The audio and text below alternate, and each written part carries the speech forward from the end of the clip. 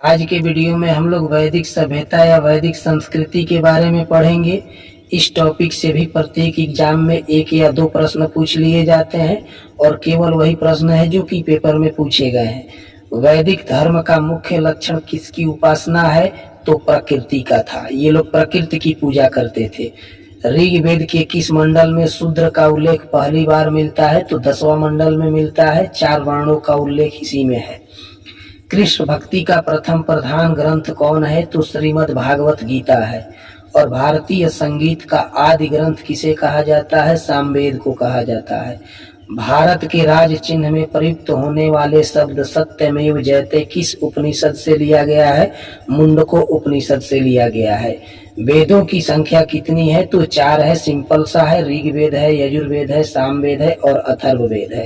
किस वेद में प्राचीन वैदिक युग की संस्कृति के बारे में सूचना दी गई है? तो ऋग्वेद में सबसे प्राचीन वेद ऋग्वेद ही है और सबसे बाद का वेद है अथर्ववेद। नेक्स्ट क्वेश्चन है, उत्तर वैदिक काल के वेद रोधी और ब्राह्मण विरोधी धार्मिक अध्यापकों को किस नाम से जाना जाता था? श्रमण के नाम से जाना जाता था।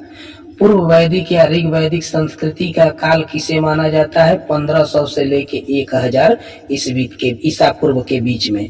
और उत्तर वैदिक काल का 1000 से लेके 600 ईसा पूर्व के बीच का टाइम माना जाता है।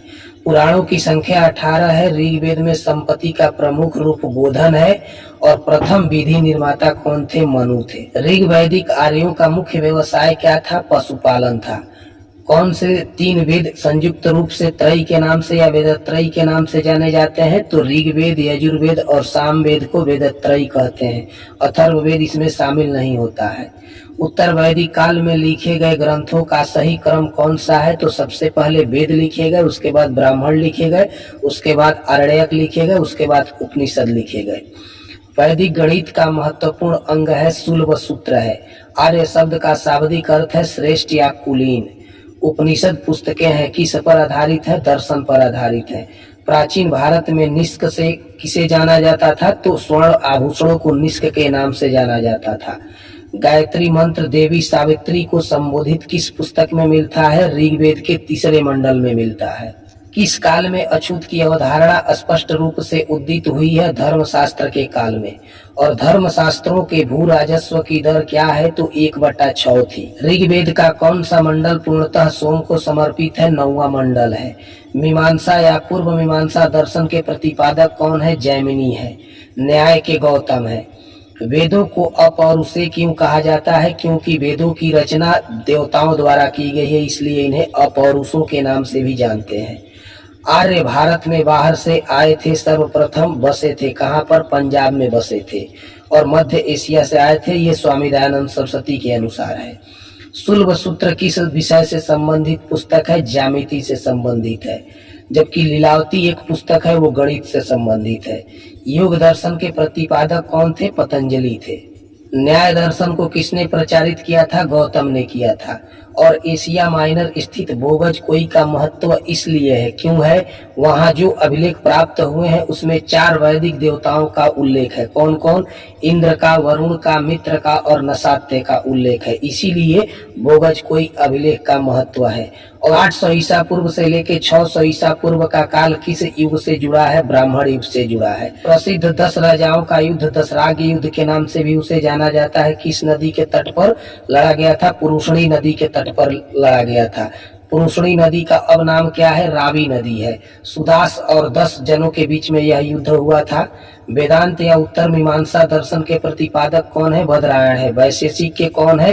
कणाद है। अस्तोमा सदगमय कहाँ से लिया गया है? ऋग्वेद से लिया गया है। किस देवता के लिए ऋग्वेद में पुरंदर शब्द का प्रयोग हुआ है? तो इंद्र भगवान के लिए हुआ है। सबसे अधिक जो जिक्र हुआ है वेदों में तो वो इंद्र भगवान का ही हुआ है। सांख्य, योग, न्याय, वैशेषिक, मीमांसा एवं वेदांत, इन 6 अभिन्न भारतीय दर्शनों को स्पष्ट रूप से अभिव्यक्त हुई है। किस युग में हुई है? वैदिक युग में हुई है। सबसे प्राचीन वेद कौन सा है? ऋग्वेद है। और सबसे बाद का अथर्ववेद है। वैदिक युगीन सभा क्या थी? तो मंत्री परिषद थी। चरक संहिता नाम पुस्तक किस विषय से संबंधित है? चिकित्सा से संबंधित है। कर्म का सिद्धांत संबंधित है किससे? मीमांसा से। और कपिल मुनि द्वारा प्रतिपादित दार्शनिक प्रणाली किस पर है? तो सांख्य दर्शन पर आधारित है। अध्यात्म ज्ञान के विषय में नचिकेता और यम का संवाद किस उपनिषद में है? कठोर उपनिषद में मिलता है। आरंभिक वैदिक साहित्य में सर्वाधिक वर्णित नदी कौन है? सिंधु नदी है। सबसे अधिक बार सिंधु नदी का उल्लेख किया गया है और सबसे पवित्र नदी सरस्वती को माना गया है। कौन सा भारतीय दर्शन की आरंभिक विचारधारा है? सांख्य है। वैदिक युग में प्रचलित लोकप्रिय शासन प्रणाली कैसी थी? गणतंत्रात्मक थी। यज्ञ संबंधी विधि विधानों का पता कहाँ से चलता है? यजुर्वेद से चलता है। भारत के किस स्थल की खुदाई से लौह धातु के प्रचलन के प्राचीनतम प्रमाण मिले हैं? यजुर्वेद से मिले हैं। और भारत के किस स्थल की खुदाई से लौह धातु के प्रचलन के प्राचीनतम प्रमाण मिलते हैं? तो वो अतरंजी खेड़ा में। वेद पूछेगा तो यजुर्वेद को टिक लगाएंगे और जगह पूछेगा तो अतरंजी खेड़ा को टिक लगाएंगे। वैदिक नदी कुब्भा, जिसको काबुल के नाम से भी जानते थे, का स्थान कहाँ निर्धारित होना चाहिए? तो अफगानिस्तान में। उपनिषद काल के राजा अश्वपति शासक थे किसके? केकय के शासक थे। प्राचीनतम पुराण कौन है? मत्स्य पुराण है। जबकि वेद पूछेगा तो ऋग्वेद हो जाएगा। ब्रीही शब्द किसके लिए प्रयुक्त है? चावल के लिए। चावल को ब्रीही बोलते थे। प्रतिलोम विवाह क्या था? तो जब उच्च वर्ण की नारी निम्न वर्ण के पुरुष से शादी करती थी तो इसको प्रतिलोम कहते थे। और जब उच्च वर्ण का पुरुष निम्न वर्ण की लड़की से शादी करता था तो उसको अनुलोम विवाह कहा जाता था। गोत्र व्यवस्था प्रचलन में कब आई? उत्तर वैदिक काल में आई थी। उत्तर वैदिक युग की प्राचीनतम संस्था कौन थी? विदत थी। ब्राह्मण ग्रंथों में सर्वाधिक प्राचीन कौन है? शतपथ ब्राह्मण है। कौन सा वेद अंशतः गद्य रूप में भी रचित है? यजुर्वेद है। गद्य और पद्य दोनों में है। ऋग्वेद में कुल कितने मंडल है? 10 मंडल है। इस वेद में जादुई माया और वशीकरण का वर्णन है? अथर्ववेद में है। आदि काव्य की संज्ञा किसे दी जाती है? रामायण को दी जाती है। प्राचीन व्याकरण अष्टाध्यायी के रचनाकार कौन थे? पाणिनि थे। अथर्व का अर्थ क्या होता है? पवित्र जादू होता है। वैदिक युग में यौ कहा जाता था किसको? जौ को। अनुलोम विवाह का अर्थ क्या था? उच्च वर्ण का पुरुष जब निम्न वर्ण की नारी से शादी करता था। सभा और समिति प्रजापति की 2 पुत्रियां मानी गई हैं। इसका उल्लेख किस वेद में किया गया है? तो अथर्ववेद में किया गया है। आर्य भारत में संभवतः कहां से आए थे? मध्य एशिया से आए थे, स्वामी दयानंद सरस्वती के अनुसार। आर्य शब्द इंगित करता है श्रेष्ठ या कुलीन वंश को। ऋग्वेद के किन 6 मंडलों को वंश मंडल या गोत्र मंडल के नाम से भी जानते हैं? दूसरे से लेके 7वें मंडल तक को। जल या समुद्र का देवता कौन थे? वरुण थे। प्राचीन विवाह संस्कार का वर्णन करने वाला विवाह सूक्त किसमें पाया जाता है? ऋग्वेद में पाया जाता है।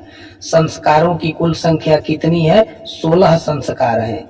ऋग्वेद काल से संबंधित मृदभाड़ संस्कृति कैसी है? गेरुवाड़ी मृदभाड़ संस्कृति है, जिनको ओसीपी कहा जाता है। उत्तर वैदिक काल से संबंधित मृदभाड़ संस्कृति कैसे है? तो चित्रित है, धूसर है। उत्तर वैदिक काल किस देवता को सर्वोच्च स्थान प्राप्त था? प्रजापति को। उत्तर वैदिक काल की बात हो रही है, जबकि पूर्व वैदिक काल में इंद्र थे। किस वेद में सभा को नरिष्ठ अर्थात सामूहिक वाद विवाह या अनुल्लंघनीय कहा गया है? अथर्ववेद को। वैदिक समाज की आधारभूत इकाई क्या थी? कुल या कुटुंब थी। रीत या प्राकृतिक संतुलन स्थापित करने के कारण किस वैदिक देवता को ऋतस्य गोप कहा गया है? वरुण देवता को। ऋग्वेद में अघन्य शब्द का प्रयोग किसके लिए किया गया था? तो गाय के लिए किया गया था, न मारने योग्य। हरियाणा प्रांत में चित्रित धूसर मृदभाड़ स्थल किस स्थान पर हाल ही में उत्खनन के प्रकाश में आया था? तो भगवानपुर में, हरियाणा में। किस रचना में नारी को सूरा और पासा के साथ 3 प्रमुख बुराइयों में से शामिल किया गया है?